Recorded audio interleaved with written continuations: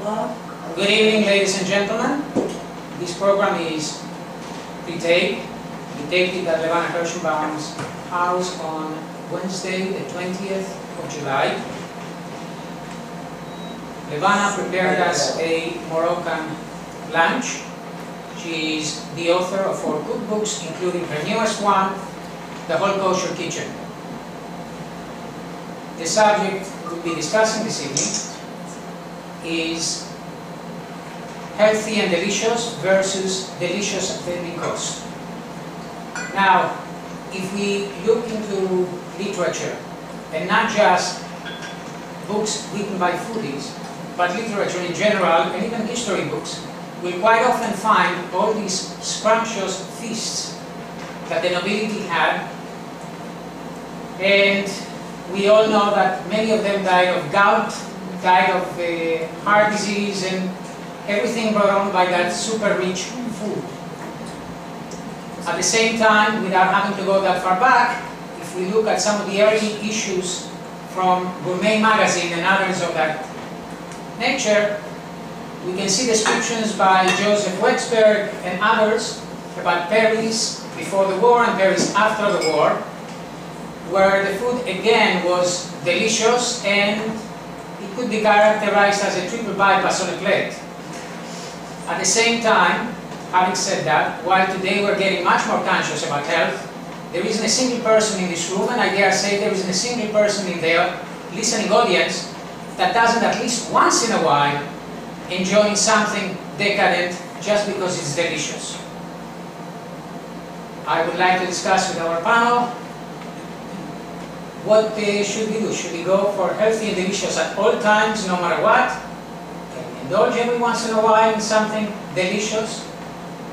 Is there a middle ground? Who wants to go first? I want to go first for only one. I want to go first for only one reason, because my ideas go right out the window. I think I'm the oldest of all this gathering. I just want to say this.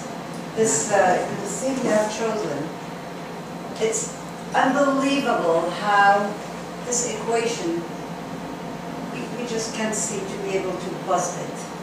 Good and good for you, or good at all cost, or sometimes it's delicious and it's good for you.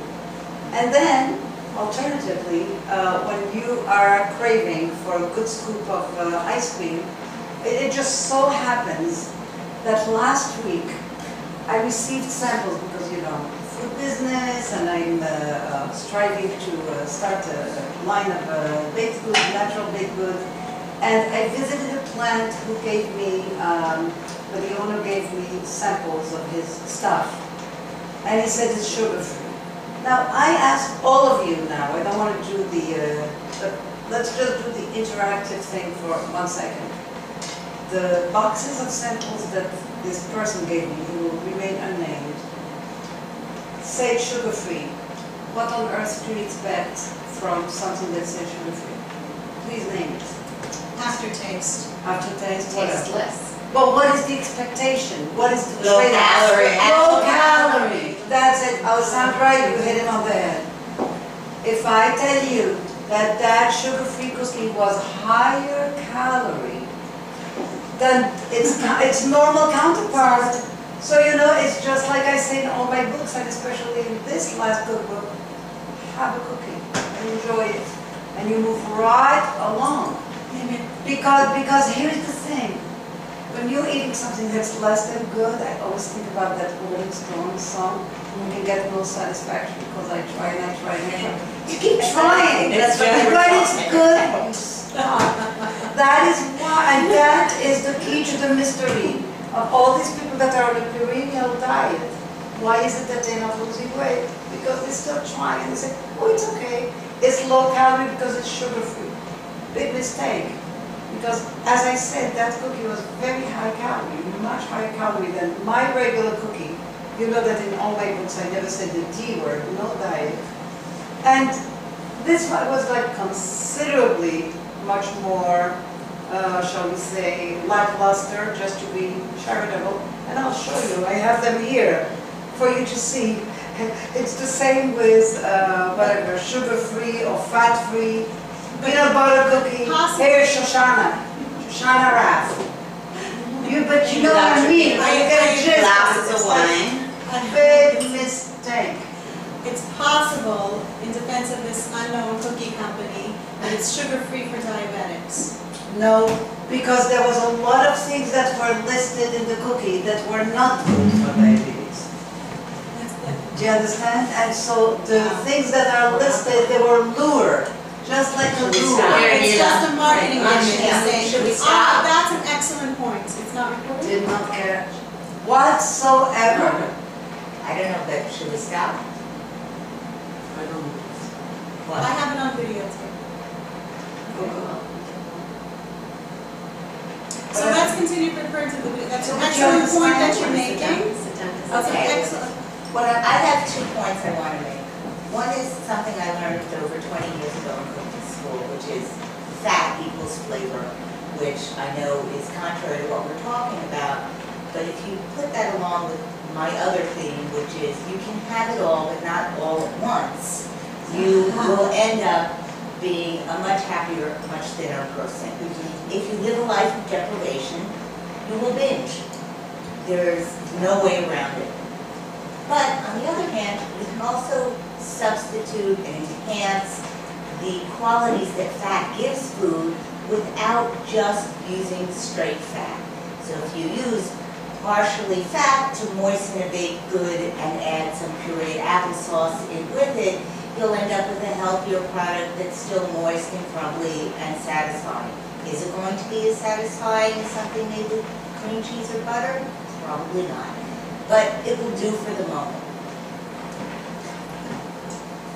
It's been my life philosophy, Mila, because people hated me. Why are you so skinny? Not Skinny people are popular. right, and it's not my. I have my own metabolism, of course, but I never ever, outside of Fresca, because I like Fresca. I don't drink diet soda. I never use Sweet and Low or NutraSweet or any of the chemically. If I wanted to have something, I had a regular soda. I had a coffee with a regular sugar. And now, after all these years, we hear that regular sugar is going to be less harmful to you than all the chemicals. So we know that, I agree with Gila, that eat well, enjoy it, complete the meal. And pace yourself. Pace yourself. Don't snack in between. And Eat portion healthy. control. And portion control. You know, I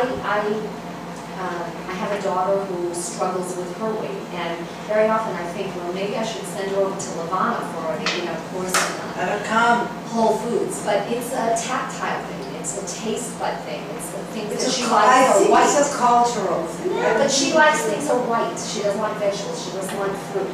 So we know that the Whole Foods kitchen is about increasing vegetables, increasing fruits, fresh and natural. Yeah. Anyway, I just want to say thanks, and I'm delighted to be here. Levana, thank you for your hospitality and beautiful Moroccan lunch. And It was delicious lunch. So delicious and healthy, and it's hard to capture off screen what goes on between us about the love of kosher food and the passion for cooking and putting out kosher magazines and talking to you readers about what you want to hear about. So, Alessandra. Thanks, Kim. Everybody made some very interesting points. I would just like to add one thing that my name is Alessandra from Dinner in Venice, Italian kosher food. And one of the things that I notice is that in general, Americans, when they think about food, they tend to eat in terms of black and white. It's healthy or it's unhealthy. And in the past few years, there's been a lot of talk about obesity. And so people tend to assume that everything that makes you thinner would be good for you and healthy for you. But there are a lot of shades of gray that we don't take into account. No doctor would ever tell you that you should go fat-free to be healthy, because a lot of unsaturated fats offer a lot of benefits for our health, fats such as olive oil, avocado oil, fish oil. And I think what a lot of people end up doing is they completely eliminate fats from their diet, but then they add them in the form of supplements. And to me that doesn't make any sense, because you could just enjoy the fats so much more if you use them to flavor your food instead of eliminating them from your food and then taking them in the form of capsules to get the health benefits. and that's what Levana has been demonstrating for us today. I feel bad that you guys are not tasting this because we've been literally enjoying all kinds of different foods, meats, and finally these wonderful cookies all made with healthy fats. I see them. Hi, I'm Shoshana Rath from the Kosher Shopaholic, and I don't know, did we give an introduction, how we had this amazing feast? We were all treated to the most incredibly home-cooked feast by the world-renowned kosher chef, Levana, and now we have some amazing, beautifully delicious desserts on the table, and we've had such a wonderful time together. So I wanted to get back to a point that Levana made, that she had these sugar-free cookies, and they were really high in calories and really not very healthy. I think it's very important that people learn to read ingredients, and I never give anything to my kids, or even put anything in my own mouth without looking at the ingredients. And it's something that I was taught from a very young age. Look at the ingredients, look at the fat content, look at the actual grams of sugar, look at what the ingredients are, understand the ingredients, because if you look at the ingredients of products, instead of just the package and their whole marketing blitz, you'll make much healthier decisions and smarter decisions. It's one of the advantages to being kosher is that you always are looking at the ingredients. Exactly. That's It's very a true. byproduct, It's- but it's really true. It's a lot of people, it is a very big advantage to being kosher that we're not able to buy a lot of the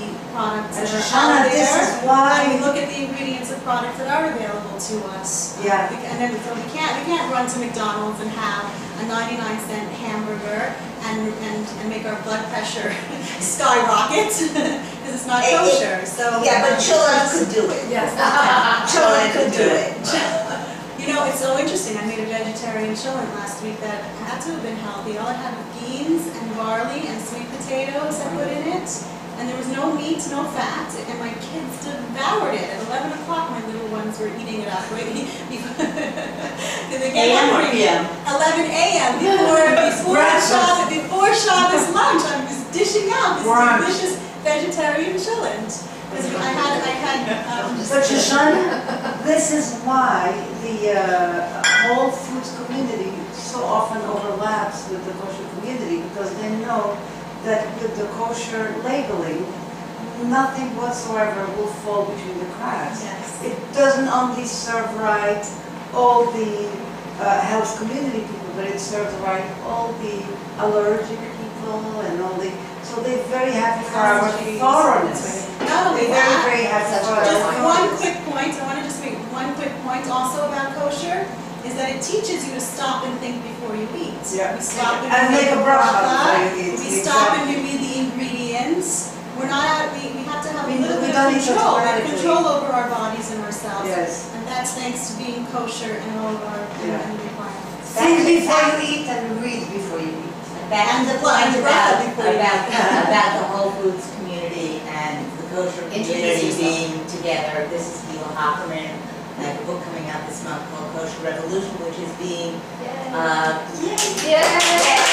it's being co-released in the UK under the title Kosher Modern. And the reason I bring this up is because in the UK, a lot of people who will only eat kosher food will also accept the vegan kosher. This is not in the United States. This is in England. I understand.